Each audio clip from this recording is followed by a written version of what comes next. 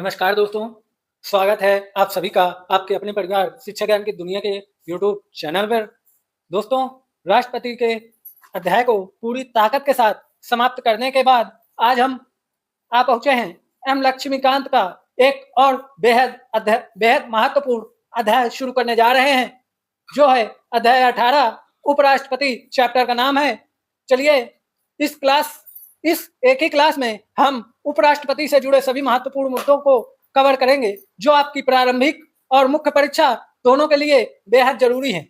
आज हम जिन महत्वपूर्ण विषयों पर चर्चा करेंगे वे कौन-कौन से हैं, पहले उनको जान लेते हैं, फिर उनको विस्तार पूर्वक नोट करते हुए आगे चलेंगे। चलिए, पहला टॉपिक होगा हमारा उपराष्ट्रपति का निर्वाचन, दूसरा टॉपिक उपराष्ट्रपति की पद की शर्तें और शपथ, तीसरा टॉपिक पद अवधि और पद की रिक्तता उनकी, चौथा टॉपिक है उनकी शक्तियां और कार्य, पांचवा टॉपिक है भारत और अमेरिका उपराष्ट्रपति की एक गहरी तुलना।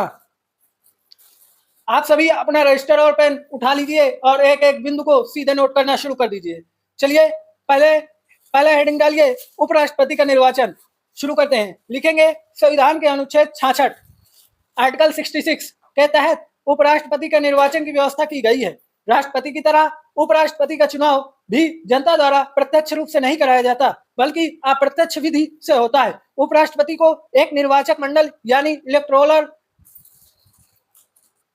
इलेक्टोरल कॉलेज द्वारा चुना जाता है।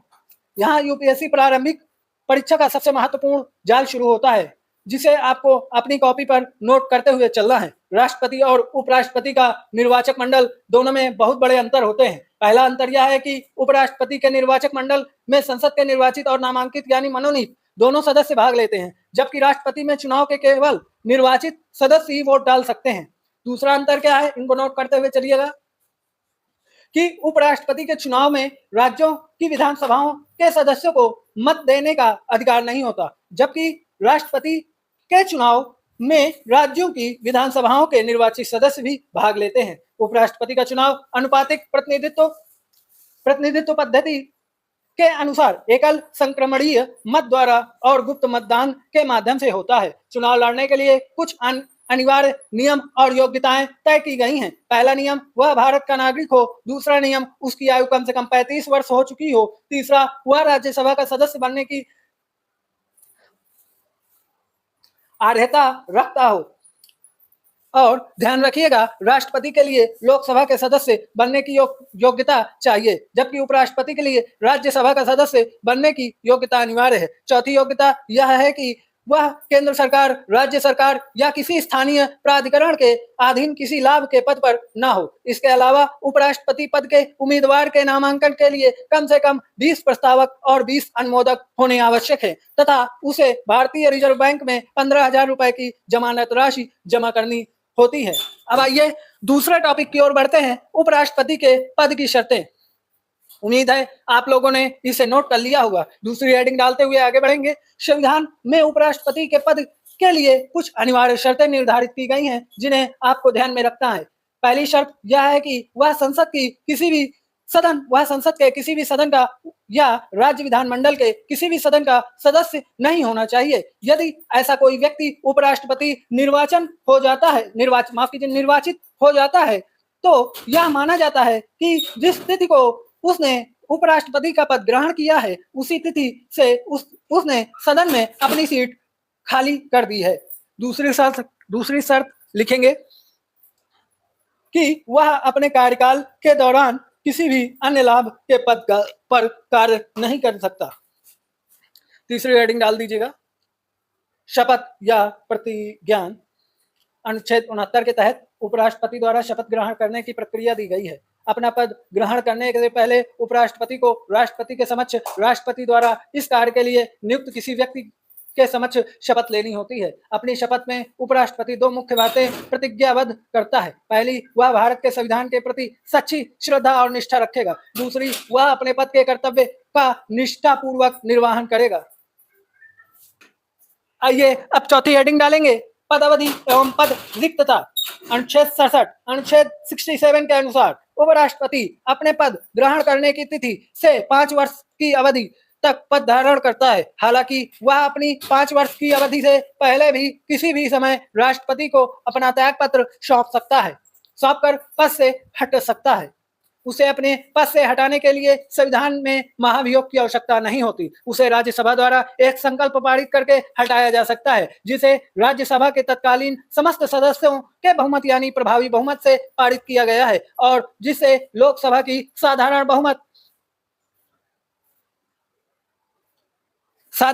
से सहमत हो। लेकिन ऐसा कोई भी प्रस्ताव लाने से पहले उपराष्ट्रपति को कम से कम 14 दिन का अग्रिम नोटिस देना अनिवार्य है। संविधान में उपराष्ट्रपति को पद से हटाने के लिए किसी भी आधार या कारण का उल्लेख नहीं किया गया है। अनुच्छेद 68, अब हेडिंग पड़ेगी अनुच्छेद 68 के तहत उपराष्ट्रपति का पद खाली होने की परिस्थितियां दी गई हैं। उपराष्ट्रपति का पद 5 कारणों से खाली हो सकता है।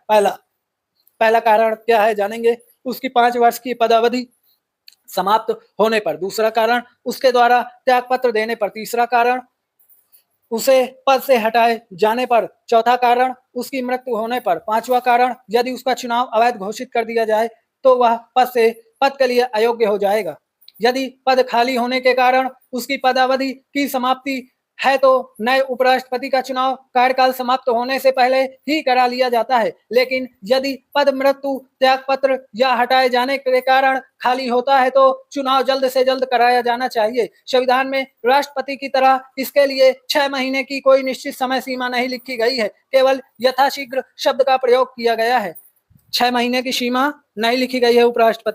राष्ट्रपति की तरह उपराष्ट्रपति में भी 6 महीने की कोई निश्चित अवधि समय सीमा नहीं लिखी गई है, यथाशीघ्र ही शब्द का प्रयोग किया गया है। आइए 5वें टॉपिक की ओर बढ़ते हैं। उपराष्ट्रपति की शक्ति और कार्य को देखते हैं।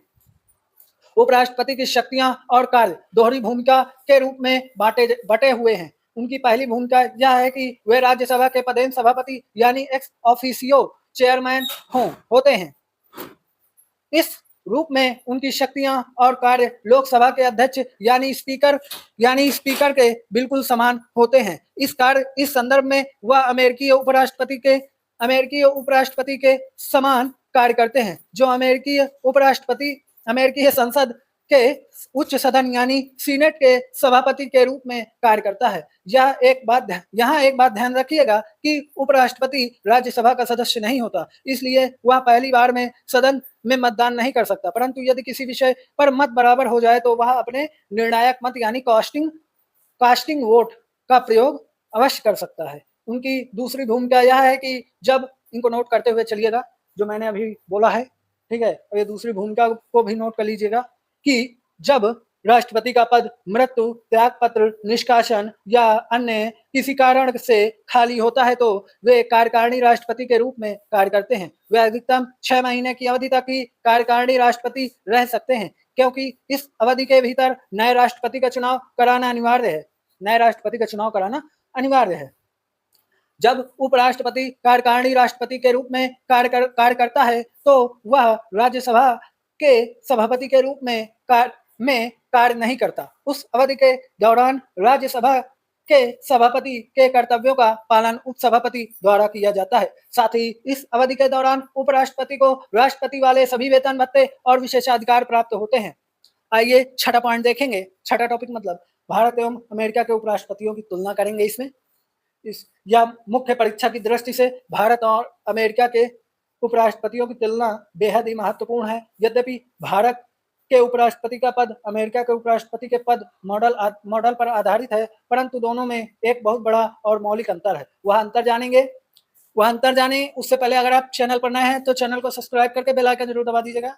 चलिए शुरू करते हैं, अंतर समझते हैं। अमेरिका का उपराष्ट्रपति राष्ट्रपति का पद खाली होने पर अपने पूर्ववर्ती राष्ट्रपति के शेष बचे हुए पूरे कार्यकाल के लिए राष्ट्रपति बना रहता है। उदाहरण के लिए, यदि अमेरिकी राष्ट्रपति का कार्यकाल 4 वर्ष का है और वह 1 वर्ष बाद ही पद छोड़ देता है तो अमेरिका का उपराष्ट्रपति बचे हुए 3 वर्षों के लिए पूर्ण राष्ट्रपति बन जाएगा। इसके विपरीत भारत का उपराष्ट्रपति राष्ट्रपति का पद खाली होने पर शेष कार्यकाल के लिए राष्ट्रपति नहीं बनता। वह केवल तब तक एक कार्यवाहक राष्ट्रपति के रूप में कार्य करता है जब तक कि नया राष्ट्रपति पद ग्रहण न कर ले। भारत में वह कार्यवाहक अवधि अधिकतम 6 महीने की हो सकती है।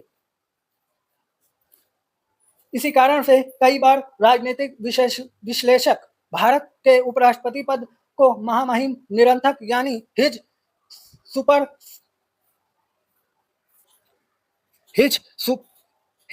सुपरफ्लुअस हाइनेस भी कहते हैं। इस पद का सृजन केवल इसलिए किया गया था कि ताकि देश के राष्ट्राध्यक्ष का पद किसी भी परिस्थिति में खाली ना रहे, राजनीतिक निरंतरता बनी रहे। तो दोस्तों, आज की इस क्लास में हमने उपराष्ट्रपति के पूरे अध्याय का अत्यंत सरल और विश्लेषणात्मक अध्ययन किया है। हमें पूरा विश्वास है कि अब इस चैप्टर में आने वाला कोई भी प्रश्न आपकी परीक्षा में गलत नहीं होगा, आपसे गलत नहीं होगा। और अगर आप लोगों ने पुरानी वीडियो नहीं देखी है तो डिस्क्रिप्शन में दिए गए लिंक पर क्लिक कर डिस्क्रिप्शन चेकआउट करिए। चैप्टर 1 से लगाकर 17 तक की सभी लिंक आपको डिस्क्रिप्शन बॉक्स मिल जाएंगे। डिस्क्रिप्शन बॉक्स जरूर चेकआउट करिए। और अगर आपको हमारे यह प्रयास और कंटेंट पसंद आ रहा है तो वीडियो को लाइक करें और अपने दोस्तों के साथ शेयर करें। हमारे चैनल शिक्षा ज्ञान की दुनिया को सब्सक्राइब जरूर करें। मिलते हैं अगली क्लास में, तब तक के लिए जय हिंद, जय भारत।